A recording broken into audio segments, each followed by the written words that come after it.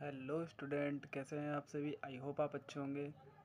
तो welcome to my YouTube channel and इस video में आपका स्वागत है, जो कि हम क्लास 7 बना रहे हैं, जो कि आपके लिए फिजिक्स की यूनिट 1 एंड चैप्टर 1 का वेरी मोस्ट इम्पोर्टेंट टॉपिक, जो कि बोर्ड एग्ज़ाम में ज़्यादातर पूछ लिया जाता है 2 से 3 मार्क्स में।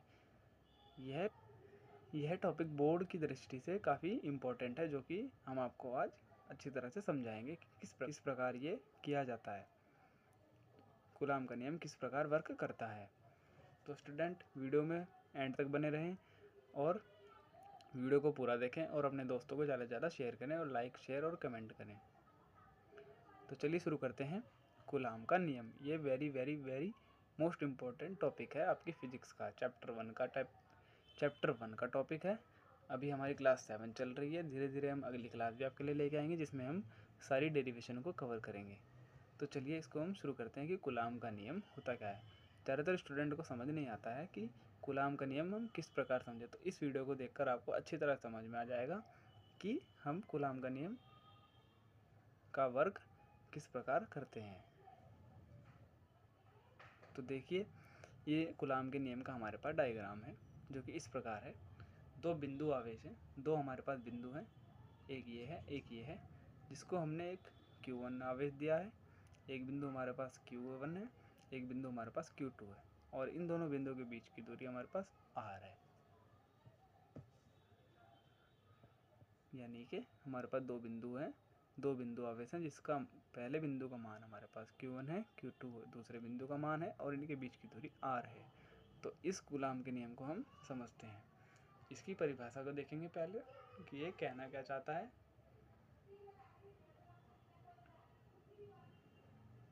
देखिए स्टूडेंट, इसकी डेफिनेशन है, दो आवेशित कणों के बीच लगने वाला आकर्षण या प्रतिकर्षण बल दोनों आवेशों के गुणनफल के अनुक्रमानुपाती तथा उनकी बीच की दूरी के वर्ग के व्युत्क्रमानुपाती होता है।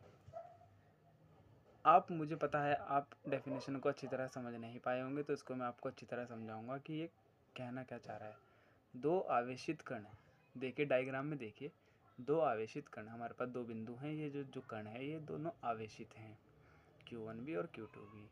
इन दोनों पर चार्ज है, यानी कि हमारी पिछली वीडियो में हमने बताया कि आवेश होता क्या है, वो आप पिछली वीडियो में आप हमारी जाकर देख सकते हैं। तो देखिए, दो आवेशित कण, ये दोनों ये दोनों आवेशित कण हैं। इनके बीच लगने वाला आकर्षण या प्रतिकर्षण बल, ये जो दोनों आवेश हैं, इन दोनों के बीच आकर्षण बल या प्रतिकर्षण बल लगता है। तो आकर्षण बल कब लगेगा? जब दोनों आवेश विपरीत होंगे, या तो ये माइनस होगा ये प्लस होगा, तब ये आकर्षित होंगे एक दूसरे की तरफ, या ये प्लस होगा ये माइनस होगा, तब ये आकर्षित होंगे एक दूसरे की तरफ।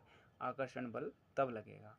और प्रतिकर्षण बल भी हमने आपको बताया है कि किस प्रकार लगता है, जब दोनों आवेश समान होंगे, जब ये भी प्लस होगा ये भी प्लस होगा, ये भी माइनस होगा ये भी माइनस होगा, तो ये जब लगेगा प्रतिकर्षण बल। यानी कि समान आवेश प्रतिकर्षण बल को प्रदर्शित करते हैं, और आकर्षण बल को विपरीत आवेश, जब इन पर अलग अलग आवेश यानी कि चार्ज होता है।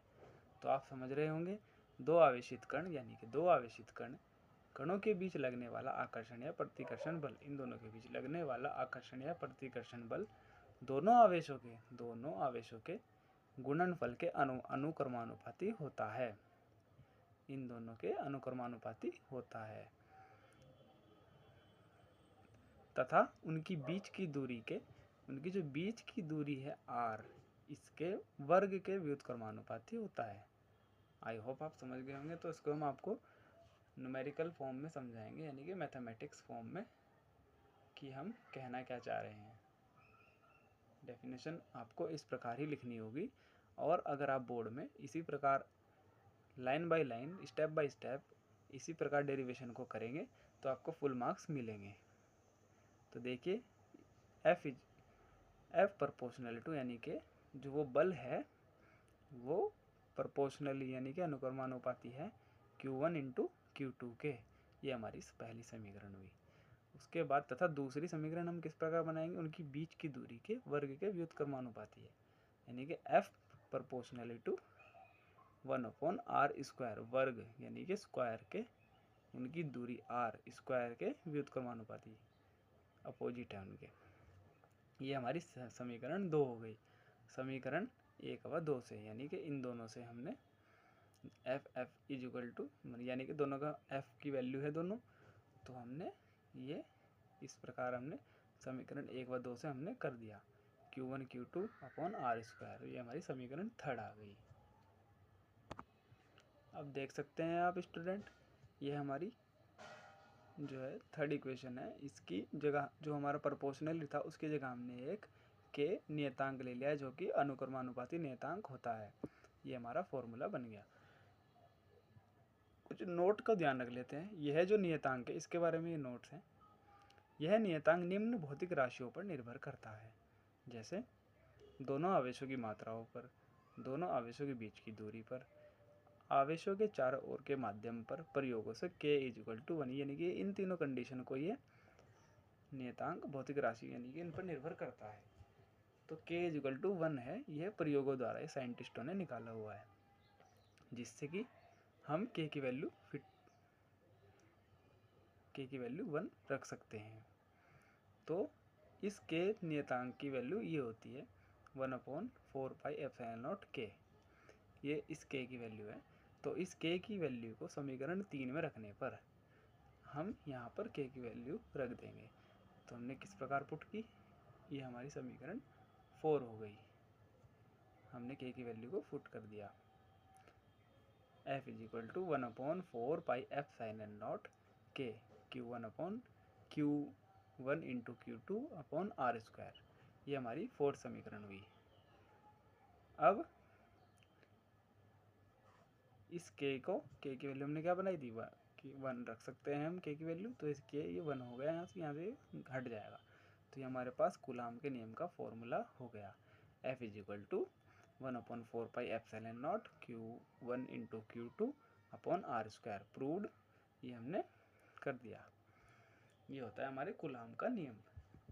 अब हम देख लेते हैं कि Q1 Q2 R ये ε0 होता क्या क्या है।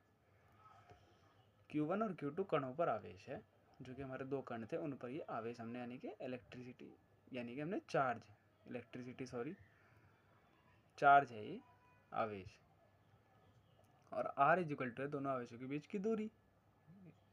और ε0 ये है वायु निर्वात की वैद्युतशीलता। ये वायु निर्वात की वैद्युतशीलता है। और 1/4πε0 की वैल्यू है 9 × 10⁹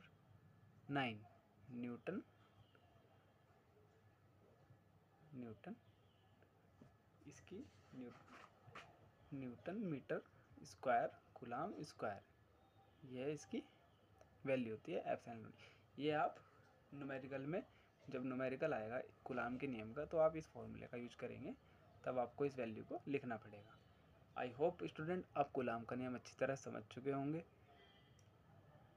और इस वीडियो को पूरा देखने के लिए धन्यवाद।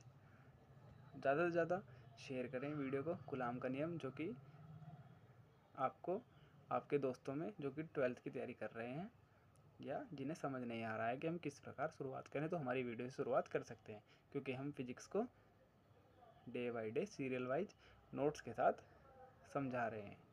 धन्यवाद। तो मिलते हैं अगली वीडियो में।